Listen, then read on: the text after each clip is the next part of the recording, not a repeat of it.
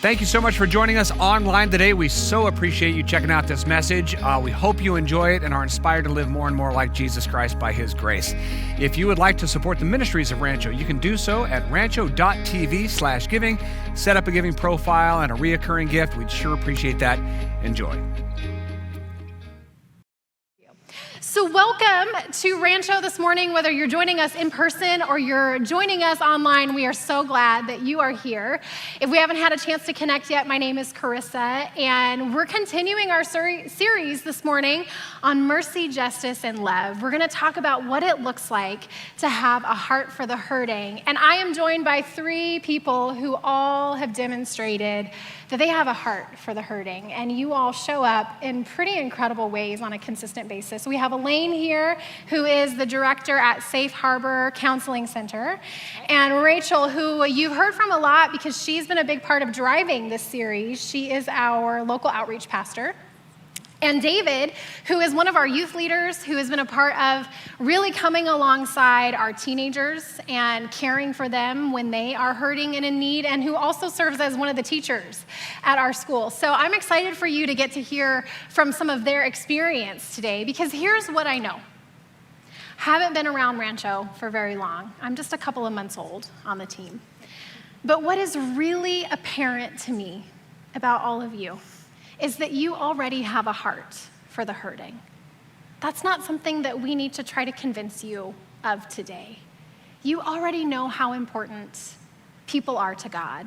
We're a diverse community of friends advancing the cause of Christ through mercy and justice and love, and you're already doing that in beautiful ways. What I want us to talk a little bit about today is how sometimes we experience some internal resistance when we're faced with someone else's pain or grief or disappointment. And grief can look like lots of different things. It's not always the loss of someone we love. Sometimes it's the death of a dream or the death of a relationship or, even the death of a vocation. But sometimes when we're faced with it, we experience this internal resistance. And I know we have, and I would imagine that you maybe have as well. And so can we start there today? What does that internal resistance look like in your life? For me, I know it's fear at times. Sometimes it's scary, if somebody's in some real grief or hurting really badly. There's a little bit of fear, what do I say? What do I do? Yeah. And so, for me, it's kind of that fear in the back of my head that might, make me not acknowledge or even run the other way sometimes, because it's scary. Or I don't want to say the wrong thing. I don't want to make it worse. Right. I have a servant's heart, and I want to help. Like you said, I want to help, but it can be, well, where do I help? How do I help? Well, for me, it's been easier with the people that I build relationships with because I'm a youth leader, so I've known a lot of my high schoolers for years and years. And as a teacher, I get to have students over and over. So I get to know their hurts, I get to know their family lives, I get to know what they struggle with. And it builds that community because, Jesus, he lived with people. He had meals with them. He had meals with outcasts. And he wouldn't fix their problems right away all the time.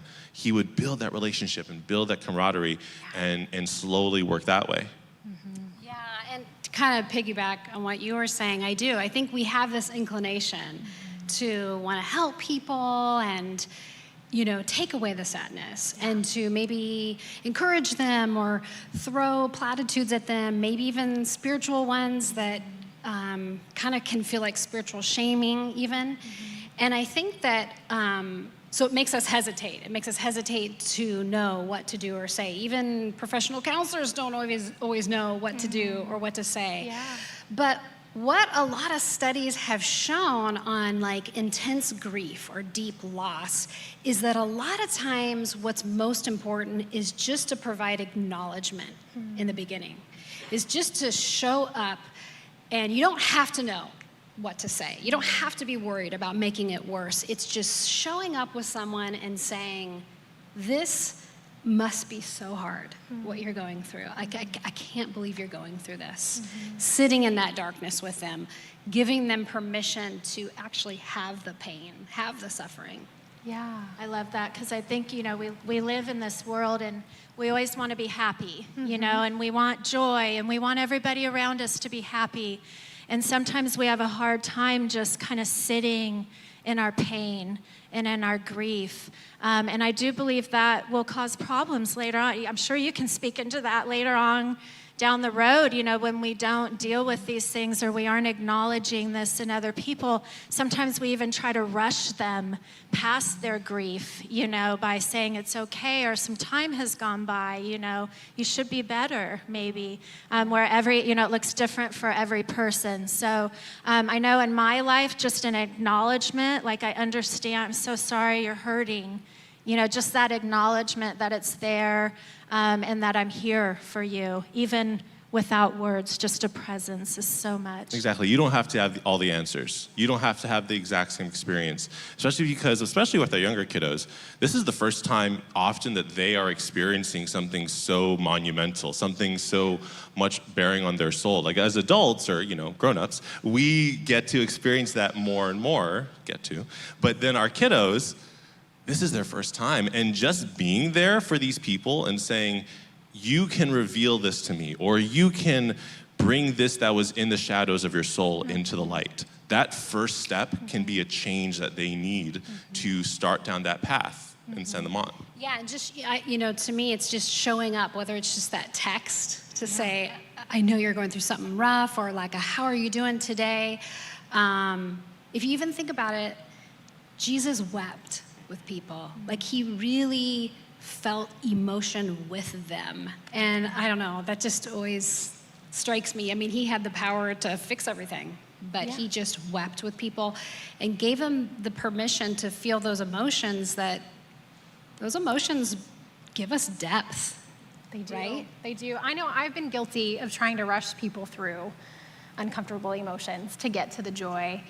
And I've gotten better about it over the years. And it's just been recently that I discovered why I was so quick to try to get people past it and into this happy space. And what I read recently is that when we have our own unresolved pain, unresolved grief and disappointment that we, have kind of locked away and put off to the side, oftentimes because that's what we needed to do to survive, quite frankly.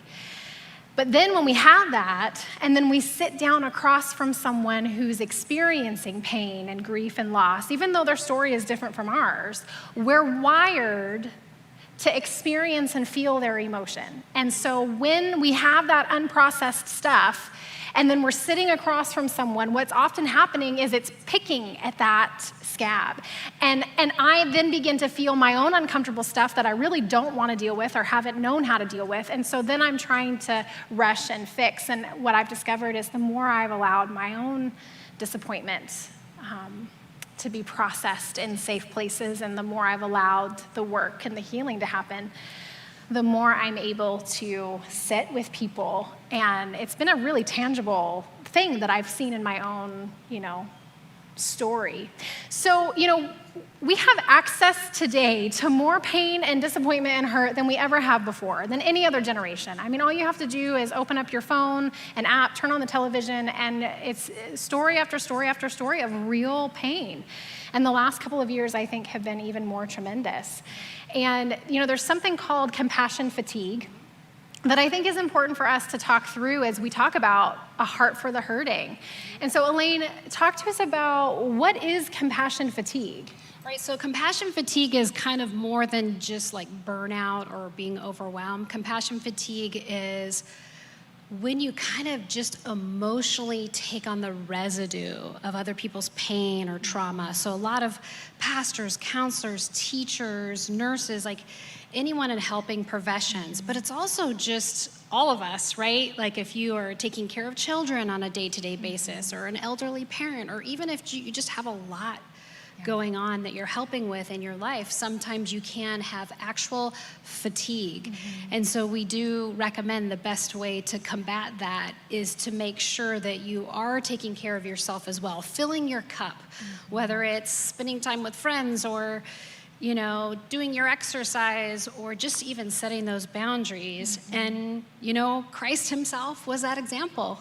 And you're going to talk about that later today. He took time to care for himself so that he could give his best to others. Yeah. I think that's so important because I'm an empath on top of it. And if you don't know what that means, it's a highly sensitive person. And so I will actually, like Elaine was describing, I will feel myself the pain of other people. And there's some days where I might not have done any physical activity at all, but by the end of the day, I'm done. I am wiped out. In those times away, that, boundaries and balancing is so important. For me, it's getting in my garden, and just spending the time in there with the plants and the dirt and the seed. And it's very therapeutic for me. And it just kind of it gives me a nice rest from everything going on. Oh yeah, I'm such an empathetic? Yeah. I have a lot of empathy for people myself. And I get to, it's a privilege. Like, for those of you who have talked to or had those deep personal conversations with someone, you know that it's an honor to be that person for them to open up to. And so I take that completely with honor, and I place that at the level it's supposed to be. So I do feel that a little bit more. And especially the last couple of years, like you said, it's been more and more and more. Different depression, with divorce, with loss, with so much that our young people and everyone else is facing. It's hard to combat it. And for me, it's been acknowledging and saying, I don't have to have all the answers. Yeah. I don't have to be the only person in this conversation. Yes. I was a homeschooler, so I didn't have the same route as a lot of my students. But I still learned how to get over my own, or get through a lot of my own struggles, because I reached out to others. I sought the help of others. And I can help these people by listening, by taking them as far as I can and walking with them, but then I can call them the big guns, go to someone like Elaine, or go to God, because it's that supernatural aspect that he only can do that will help take them the rest of the way.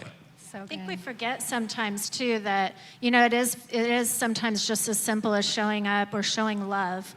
And love is healing. We forget that sometimes, that love is healing. And it's not the immediate miracle right before our eyes, but loving someone through a process or through years sometimes is very healing to the person and to yourself. It really is.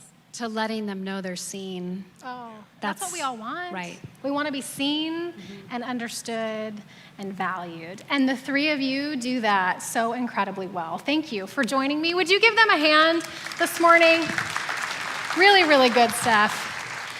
When I think of some of my own resistance to those around me who were hurting in deep ways, it really wasn't that long ago that this was really difficult for me to do. I remember when I first transitioned from being a youth pastor to ministering and working with adults, all of a sudden I was put on the pastoral care rotation. And what would happen is people would call into the church, and they'd have a need, or they'd need to talk to a pastor, or they would just need counsel or prayer.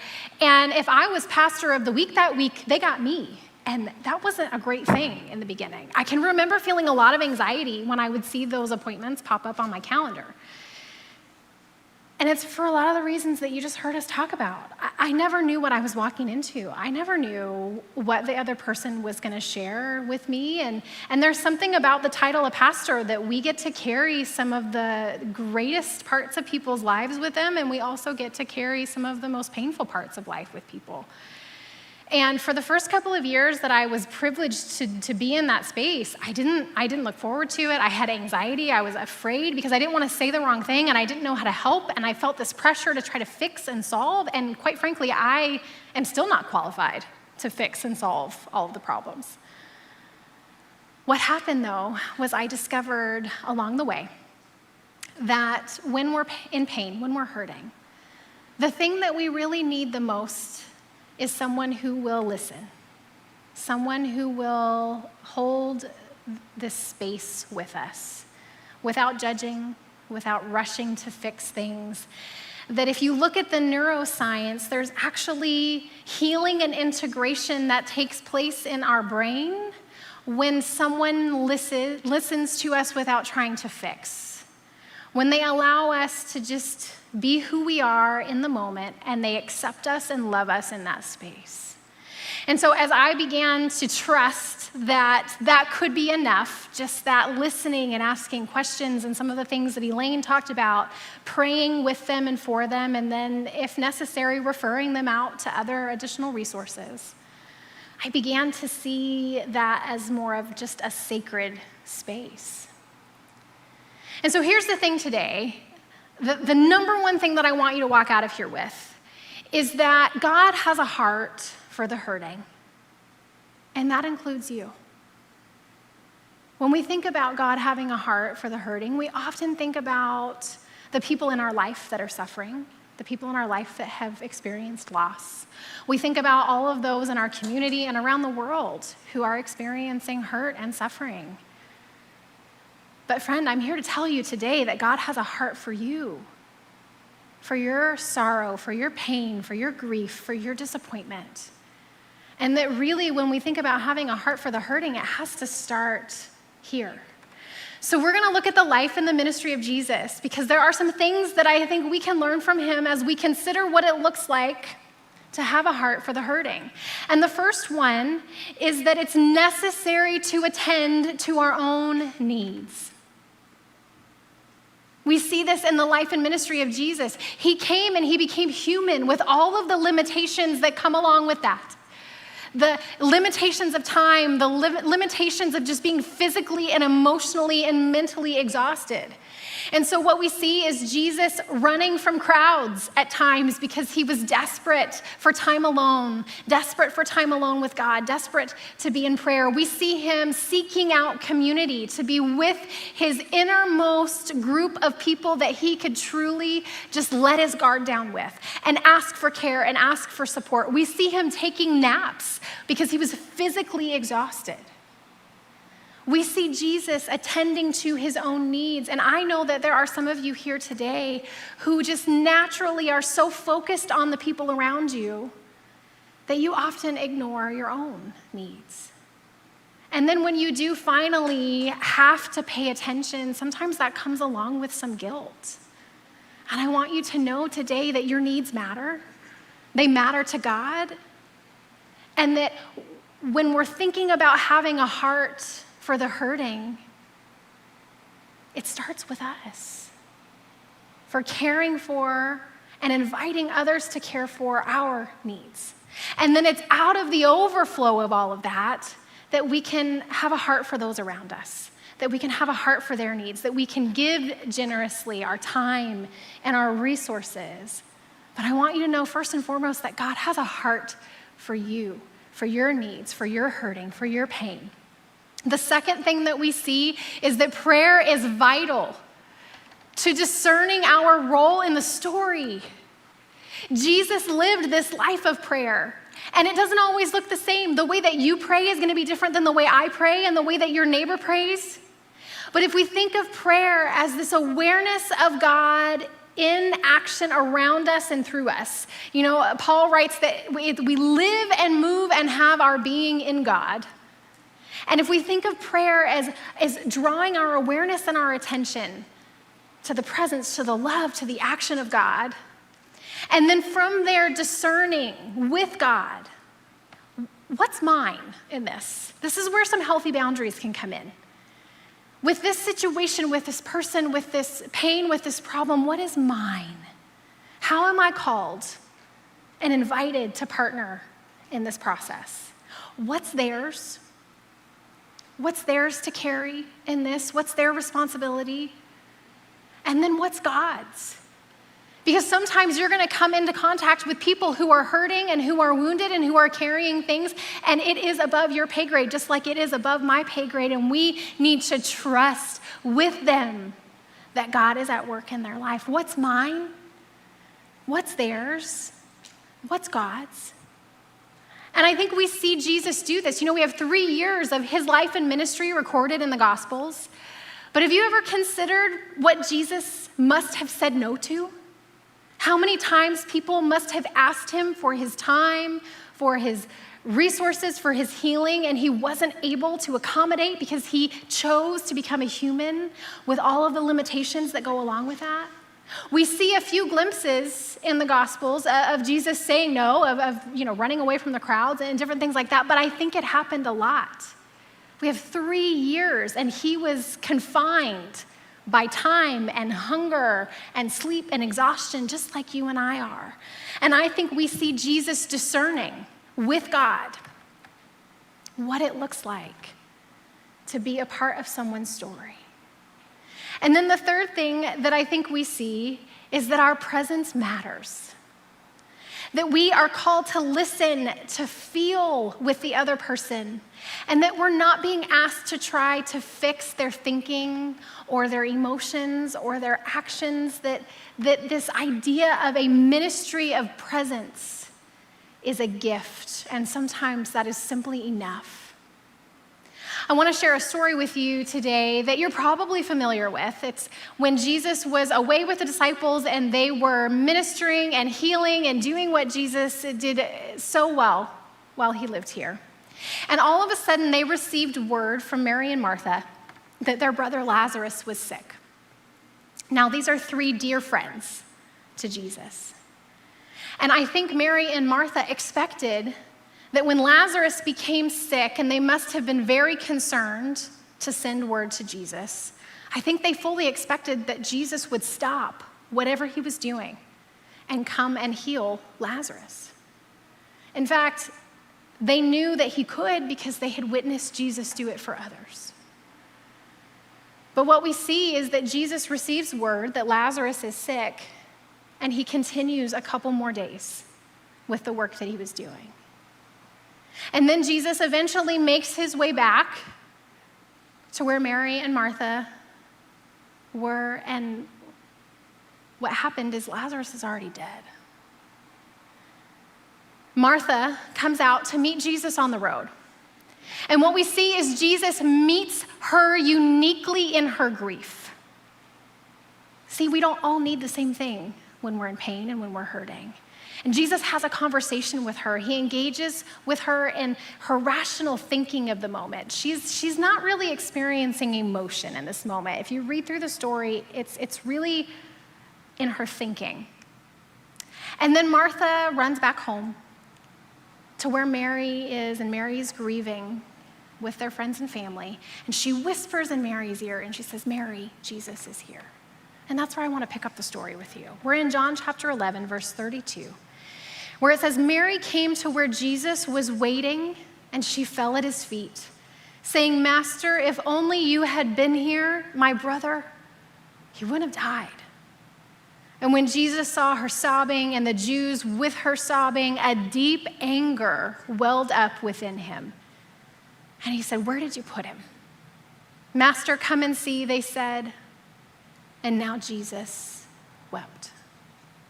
And the Jews said, "Look how deeply he loved them." Sometimes when we're reading the scripture, it's important to notice what we're reading. I think we learn from that. It's also important to notice sometimes what's missing and what's not there. The first thing that I do notice is that Jesus interacts with Mary and Martha differently. He meets them uniquely where they are in their pain. And we all grieve differently. And so he customized his approach. That was part of how he loved them in that moment. He allowed them to grieve the way that they were grieving. What he didn't do that I find interesting is that he didn't bypass their grief, which is something that I honestly, quite frankly, would like to do sometimes. I want to just jump right to the solution. I want to solve the problem. I don't have the power to do that most of the time, but Jesus absolutely had the power to just jump right to fixing the problem, solving it. And I imagine he could have bypassed Mary and Martha and gone straight to the tomb and raised Lazarus from the dead. And then showed up at the house, surprise. But that's not what he did.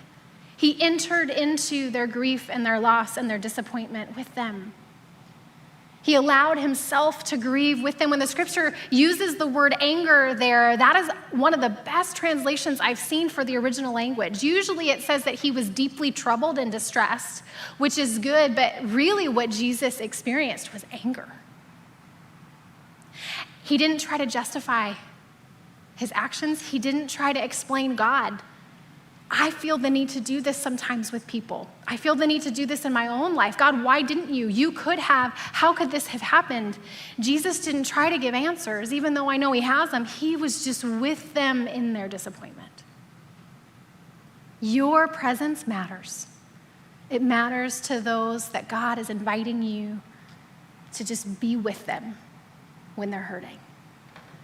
And then the last thing we see is that where there are tangible needs, practical action communicates care and love. Once you have tended to your own needs and you're giving and serving out of an overflow and you've discerned with God what is mine, what is theirs, what is yours, you've been present with them if that's possible, then you can begin to ask yourself, is there something practical that I can do? Can I write a letter?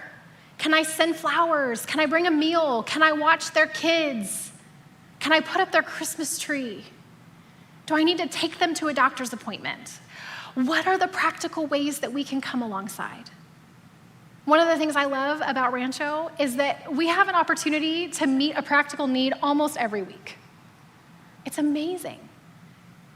We can't meet them all. We're not asked to meet them all. But is there one in your life, in your circle of influence, that maybe you are being invited to meet? Because that's one of the ways that we have a heart for the hurting. I want to share a story with you as we wrap this up that I think just captures this so well. This summer, my husband's grandmother read this book. It's an autobiography. Autobiography means he wrote it. It's a biography because somebody else wrote it. It was a biography of the life and ministry of Eugene Peterson. And he is responsible for the Message translation of the Bible. And if you heard me speak, you will maybe pick up on the fact that I use that translation more often than the others because I think Eugene just had such a beautiful way of capturing the scriptures and the heart of God. He lived this faithful life. So Grandma read it, gave it to my mother-in-law. She read it, gave it to me. I read it and was so incredibly inspired. I decided I wasn't giving it back to them. And then we were all together for a family gathering, and they subtly made it clear that they wanted their copy back. And so I ordered my own copy. That's how much his story spoke to me. You see, when Eugene was in college, what had happened was about year 2, he started to experience some of this internal heaviness of his own. It doesn't use the word depression, but that's what it sounds like he was experiencing. Just this dark night of the soul, this heaviness. And what was especially difficult for Eugene was that he couldn't figure out why he was experiencing it. He couldn't point to a situation, he couldn't point to a circumstance, he couldn't point to something that happened that had caused him to just feel this sense of despair. And my guess is that many of you understand what that's like. That sometimes we just feel deep sorrow and disappointment, and we can't point to what has caused it, which means we can't point to what to do to fix it. So Eugene is experiencing this, and he comes home for the summer and says to his mom, I need some help. I need to talk to somebody. I don't know what's wrong with me. And so she sends him to the pastor. And so Eugene goes and he sits down with the pastor, and the pastor preaches at him and begins to warn Eugene about all of the things that a 20-something-year-old young man in college should really not be doing. But that wasn't what Eugene needed in that moment. He didn't need to be preached at. He didn't need to be warned of the things that he might have been doing wrong, but he wasn't actually doing wrong. But even if he was doing them wrong, it still wouldn't have been helpful. So Eugene went home, and he still wasn't feeling better. So he decided to try again. He goes back to the pastor. The pastor preaches at him again. Same deal, same topic, same stuff. And Eugene is thinking in his head, this is like, yeah, I hear you, but this isn't the deal. Thankfully, Eugene didn't give up. He tried again, went home, talked to his mom. That didn't help. Pastor didn't help. So what do I do? And she said, you know what? Talk to Brother Ned. Brother Ned was a spiritual giant in the church. He knew the scriptures backwards and forwards, prayer warrior, someone that people respected and looked up to and had been leading for a long time. And so Eugene reaches out to Brother Ned. He says, Brother Ned, can we meet? And they began to meet regularly over the course of several weeks. And Eugene got taught.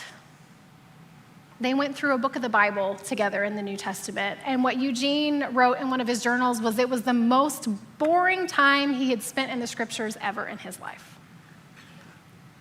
And Eugene loved the scriptures. But that wasn't what he needed. He didn't need to be taught. He didn't need answers. And so Eugene was feeling pretty hopeless at this point. He didn't know what to do, but he knew he was still feeling this deep sense of despair. And one of his friends suggested that he reach out to and meet with a man in the church named Reuben. Now, this surprised Eugene because Reuben was this big, burly, mean-looking guy. Reuben never smiled, never prayed out loud. What Reuben was good at is he was good at fixing things. If something needed to be fixed in the community or fixed in the church, they called Reuben, and he showed up, and he knew how to use his hands and the tools to fix things. That's what he was good at. And so Eugene writes in one of his journals that he was afraid to meet with this mean Reuben, this intimidating Reuben, and reveal the tender places of his heart. And I think that gives us a picture of how desperate Eugene must have been in this moment to just get some help and some support and some care. And I want to read to you what Eugene writes about his experience with Reuben. He says, for the remaining weeks of the summer, we met twice a week. No pious language, no heavy theology. He just talked to me. He treated me like a person. And when I got back to school, I was different.